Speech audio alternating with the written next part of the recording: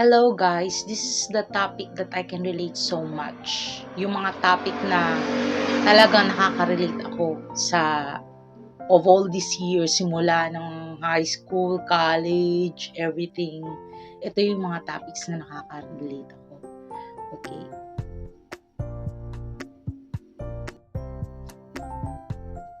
Number one is being invisible. Have you ever felt invisible? No circle of friends, introvert. So, naranasan mo ba yung mga ganitong bagay na ito ay nangyari sa'yo? Okay, based sa experience ko, ito ang mga positive at negative na nangyari sa akin sa pagiging invisible ko throughout my life. Pagiging mapag-isa ba ay in a positive way or in a negative way? So, we will tackle about that, guys. So, please keep on watching. E is for invisible. Have you ever felt invisible? Imagine the freedom you could explore anywhere, witness events unnoticed, and even help people secretly. However, the loneliness of having no connection with anyone would be immense. You couldn't share your joy or sorrow, receive comfort or support. The world would go on without you, and you would be a silent observer. Even our presence are not acknowledged. Being quiet or introvert can make someone feel overlooked in large groups. Individuals might feel lost in the shuffle, feeling like your needs or feelings are ignored by family members can be deeply isolating. The importance of self-love, learning to value yourself regardless of external validation. Yun po yung mga consequences of being alone na naranasan ko, na everyone of us can feel and can relate. Ito po yung talagang realidad. So, hindi lahat ng tao is like has a circle of friends. So, may mga tao na introvert like that. Mga empathic like that. Ito naman yung positive na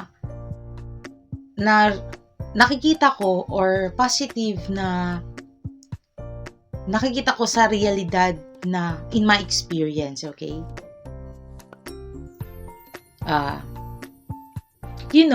It's not bad to be alone.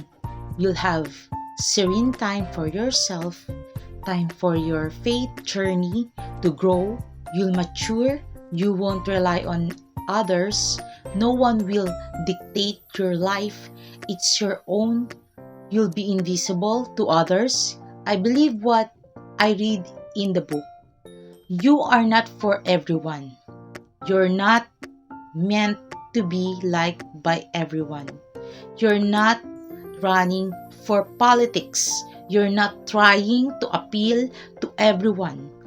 I considered myself an outcast because of my bipolar disorder, but when you're alone, you can observe the movements of people around you.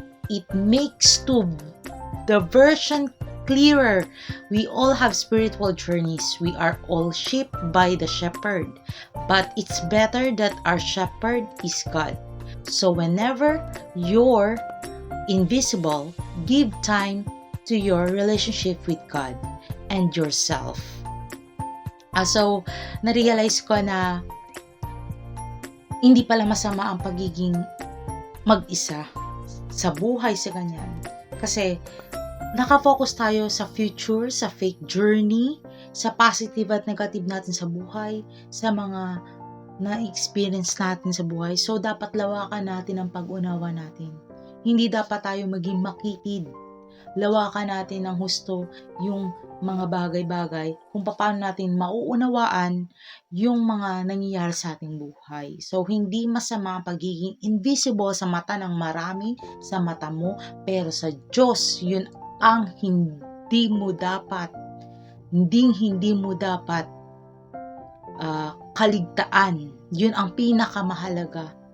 Kahit mag-isa ka lang, kahit sa mata ng Diyos na lang, hindi ka pa rin nag-iisa.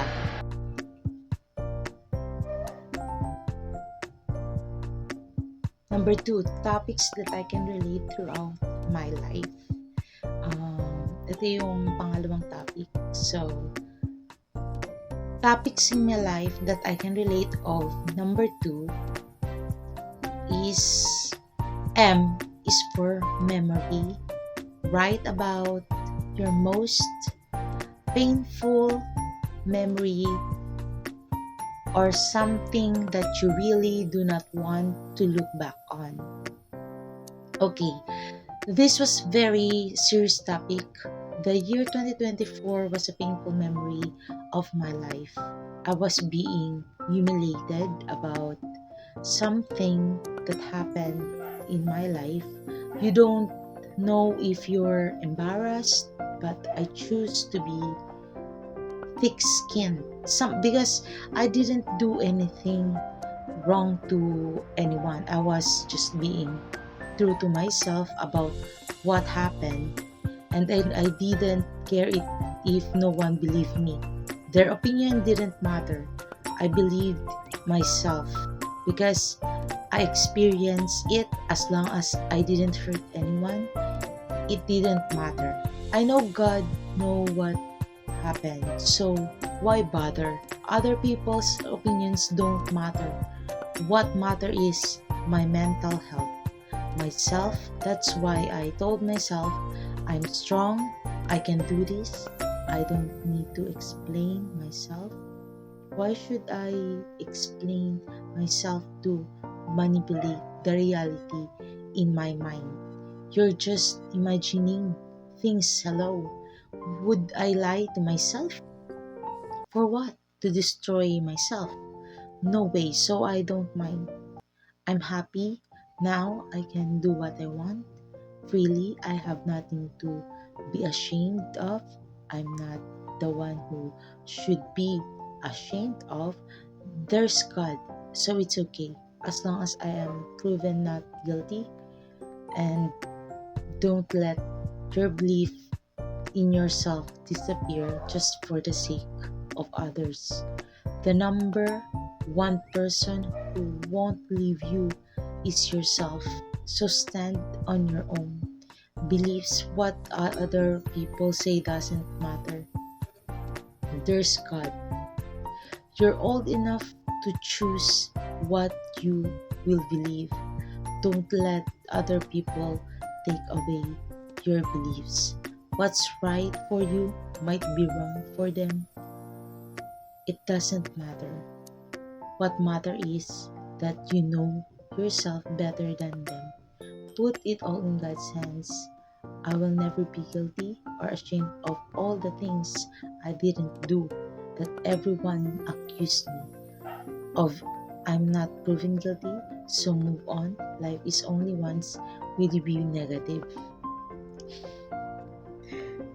Thanks for watching, guys. So, ito yung number 2 na na topic that I can relate of so much. So, totoong nangyari sa buhay ko, and I'm just vlogging, journaling what I have experienced and how I cope up situations na talagang nag-destroy sa akin, na-depress ako, na-anxiety ako.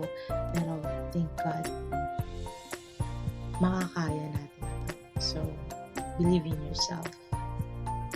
Hey lang, please follow, subscribe, and please click the notification bell button para lagi kayong updated sa mga videos ko. Thanks for watching!